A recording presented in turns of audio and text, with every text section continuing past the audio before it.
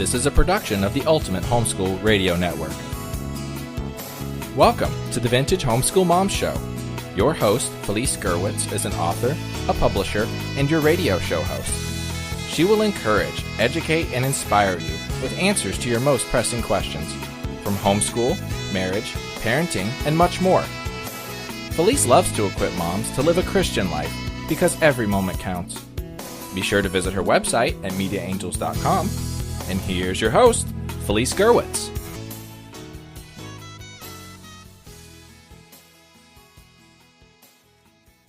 Well, hi and welcome. My name is Felice Gerwitz. This is episode 114. You can find the show notes at Vintage Homeschool Moms. And the topic of today's podcast is goals and solutions for a really happy year.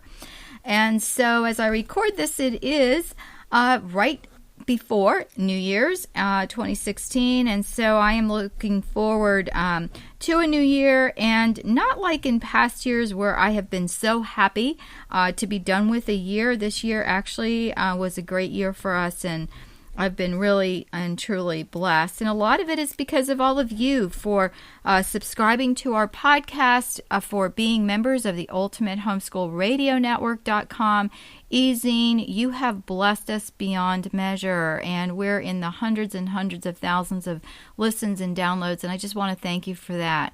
So if you want to continue to bless us, please follow our shows, and the way you can do that is to subscribe on iTunes. If you have a smartphone, you can listen to us on a podcast player, and it's really a great way to be able to bless us back, because these shows are brought to you for free and from our sponsors, and today's sponsor is MediaAngels.com. Please be sure to join either the Ultimate Homeschool Radio Network Ezine or MediaAngels.com Ezine, because you will be receiving some great discounts from Media Angels in the new year. Well, today I want to talk about goals and solutions. You know, I am the worst of even setting up any goals, and my goal for 2015 was to make a list and actually look at it. I'm really good at, jotting down some things that I want to get done, and maybe you are too, and maybe you are the kind of person that actually looks at your list and checks it off. But I would run entire shows, whether it was Vintage Homeschool Moms, this network, or the Ultimate Homeschool Expo. I actually still own that. I'm just not doing any active expos. I didn't do any new ones in 2015. And one of the reasons was it was an awful lot of work, and it was a lot of moving pieces. Hundreds of people spoke for the expo, and it was like running an online. It was an online conference, but it was like running an in-person conference online. And I remember running that without a checklist, and I would, have things in my mind that I needed to get done daily. And a lot of times I wasn't getting things done, and I wondered, oh my gosh, I can't believe I forgot to do that. And I would be up till 2 a.m. getting something accomplished. And I finally had to figure out, why did I hate making goals and writing lists? Well, I am such an overachiever that if I created a goal and I didn't reach it, I would be devastated. So that was one of my reasons for not setting goals. And the other, same thing with the list. If I put it on a list and I don't get it done that day, I'm going to feel like I'm a failure. Well, one of my friends who is a business man, he said, well, what I do is I just move everything to the next day, and I do that in the evening. So I tried that, and then I couldn't sleep, and I never have any trouble sleeping. I'm really blessed, thank you, Lord, with that. I do not have insomnia. Sometimes I wish I wasn't so tired at night, because I could get a lot more done when it's quieter. But anyway, if I did that at night, I would be thinking about that, what I had to get done the next day, and that didn't work for me. So when you do think about goals and solutions, what you need to do is look at what works for you. If you're a list person, continue doing that. If you are not, strive to that. So whether your goal is simple, like mine was for this year, or more complex, putting it on paper really helps. So I'm going to break it down, because a lot of times when we do look at goals, we look at them more so in terms of just a single dimension. And because we are homeschool moms, our lives are multi-dimensional. Like right now, my kids are in high school. They're taking some dual enrollment classes. They're preparing for SATs. They have a lot of papers that they're writing. We've had to rearrange some things at home to accommodate for them leaving to go to classes, and then they come home in between, and then they have sports. At the beginning of the year, they did a lot of training. My kids play baseball and softball. I have a son who plays baseball and a daughter who plays softball. And so now the season is going to get started. And so when I look at my personal goals, I have to also think about my family goals and my household goals. And I have some other categories of my goals for change and my goals for growth. And I'll explain a little bit about those. So number one on my list is my personal goals. And I look at that and I say, what does that mean? So personal goals could be, physical as well as spiritual. So those are my two big categories. But then my third is professional. Now, you may not be a work-at-home mom, and, I will tell you, to be honest, that sometimes I wish I had not written the first book and never started in this, quote-unquote career from home.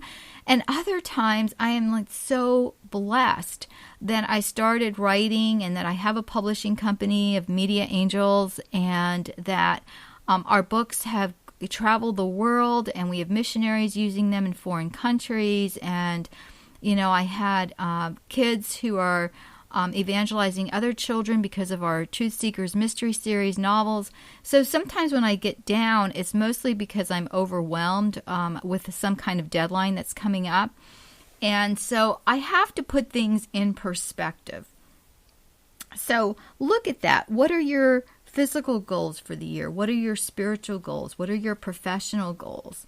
Are you looking at maybe financial goals? That might be something else that you're looking at. Whatever those are, how are you going to attain those goals? So we write things down. I want to be out of debt, or I want to lose 5 pounds, or I want to write that book this year. And so when we write these things down, what are our goals to attaining that? That's what we have to look at. The second one is your family goal. So do you have goals for your family in general, or do you look at your individual kids?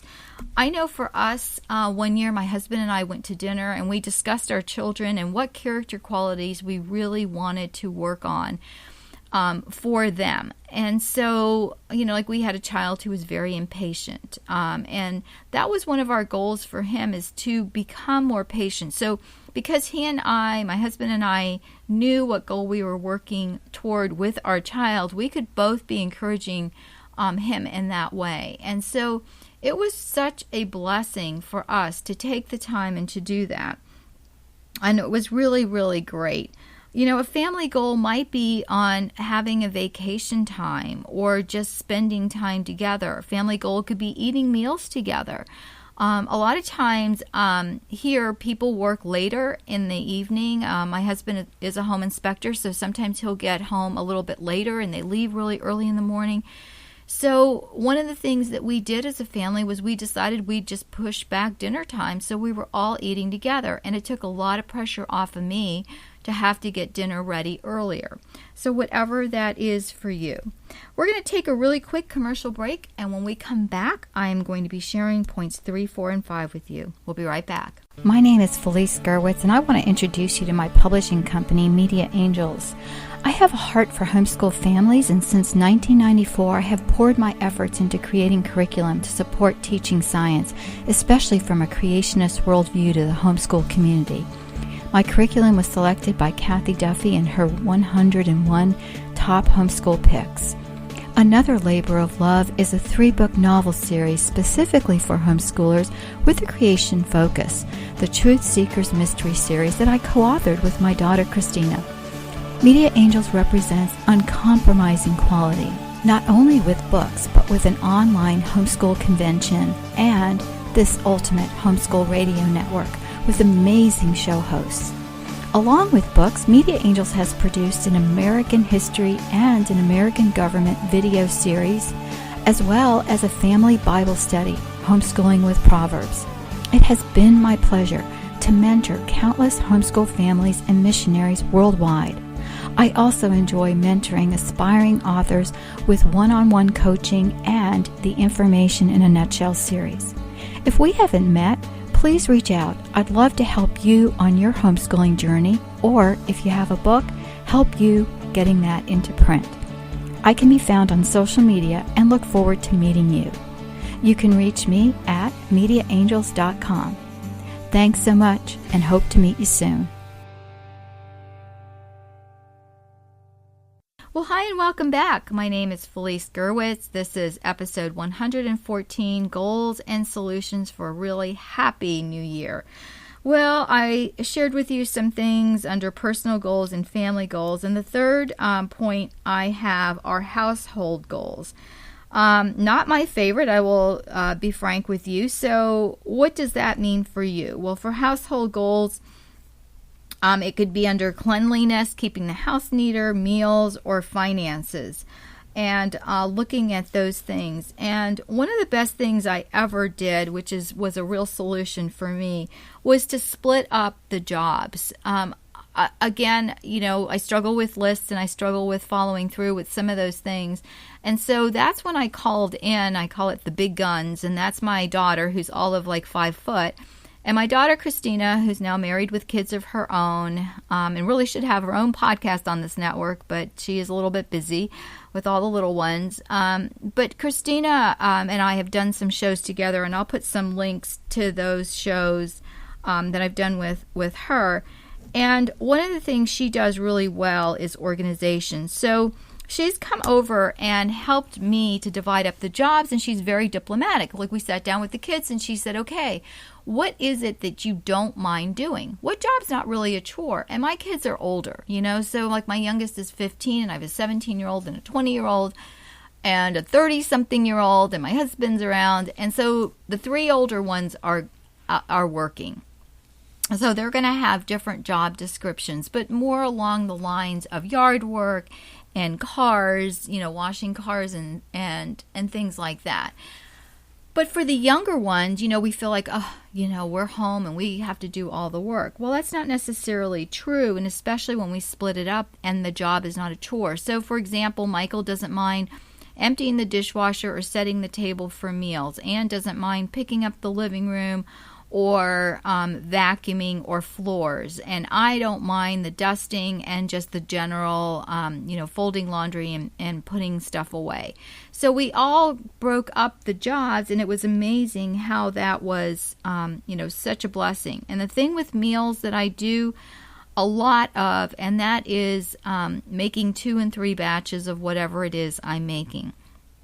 So if I'm making chicken pot pie, I will make enough for 2 or 3 chicken pot pies. The same thing, like right now I have some chicken soup in the freezer that I can pull out for this weekend. That's great with a sandwich for meals.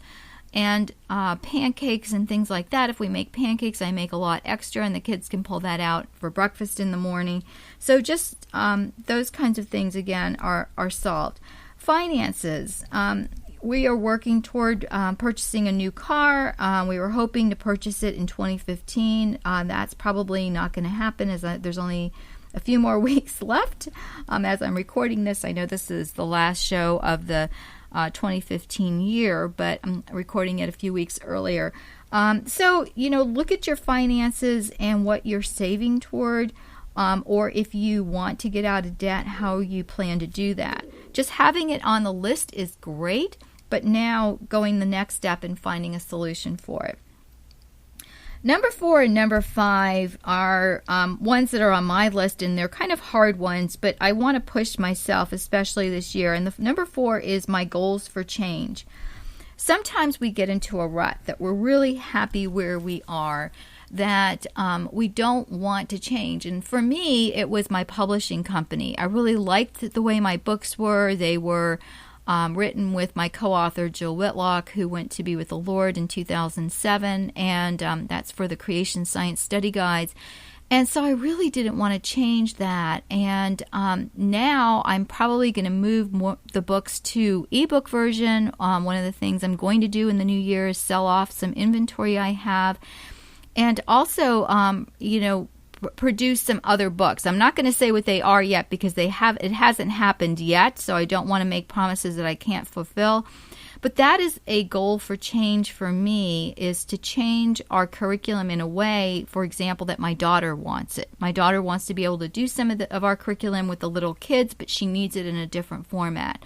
So that is my goal for change for this year. And while I'm really happy with how, certain things are, I really need to move forward and change.